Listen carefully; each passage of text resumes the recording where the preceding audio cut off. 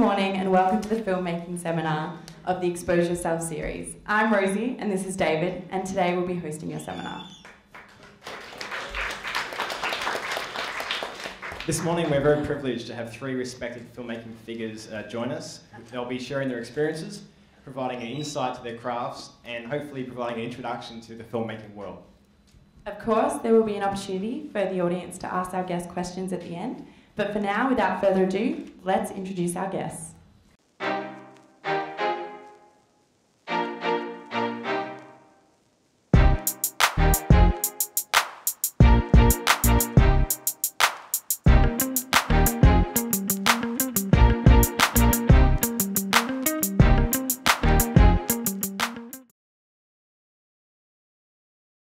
Well, I guess finishing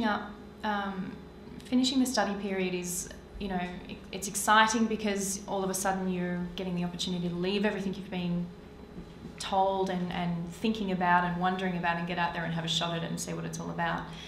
I went into I guess my first year outside of uni fairly starry-eyed and imagining it would be there would be relatively consistent auditions, relatively consistent work, that it would be a fairly smooth running process, and of course very quickly learned that it doesn't really pay to sit around waiting for an agent to call or for an opportunity to just miraculously pop up. You very much have to get your hands dirty and go seeking it and go looking for it, which is what I ended up doing. Part of doing that though meant becoming, I guess, quite empowered and discovering that if you meet like-minded people and you put yourself in the position to meet like-minded people, that the work actually is there and can be made, and that you can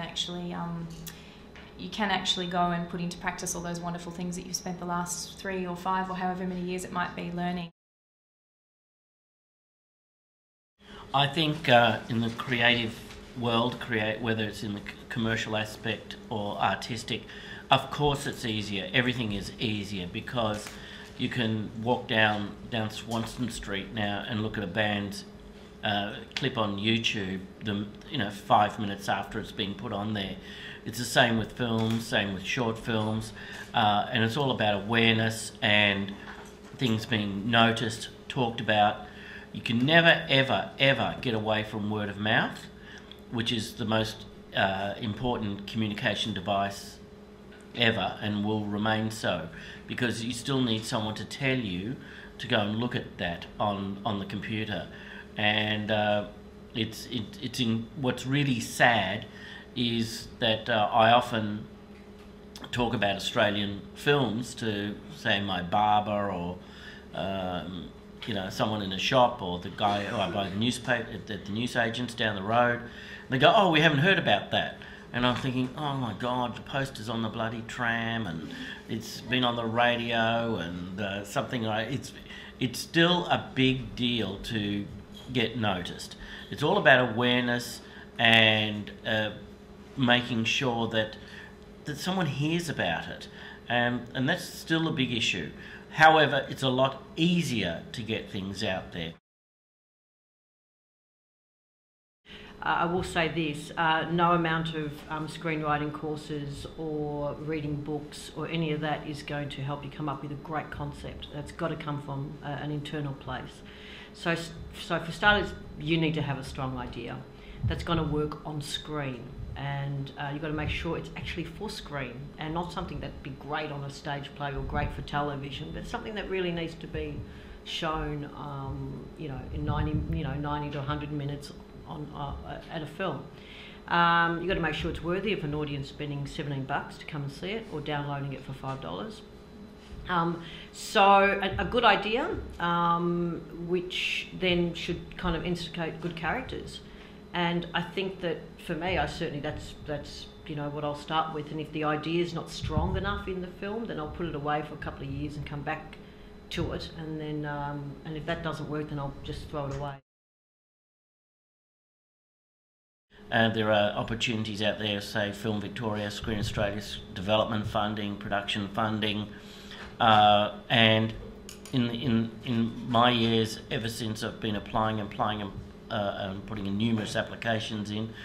I reckon my strike rate is about 50-50, which is a pretty good strike rate. And that's for script money and production money. So you just have to be tenacious about it, and you don't get a letter of rejection. You don't go, oh. What you do is say, okay, I'm going to try and do it a different way, or I'll just do another project. You just keep on going. If you love doing it, you'll end up doing it. No question about it. There is a lot of work coming here as well, and depending on whether you're involved more in the performing side, or if you're crew, or depending on what your interests are, the trick really is to find where the hub is for it. Where is the most work? If at any given time that's North Queensland, because there's 4 or 5 US TV series shooting there, then that's probably where you want to be. I think that culture of just packing up with a few dollars in your pocket and going off with the LA dream is not. Yeah, we'll touch on that. It's not there anymore. That's old-fashioned. It is, and you can actually operate from wherever you.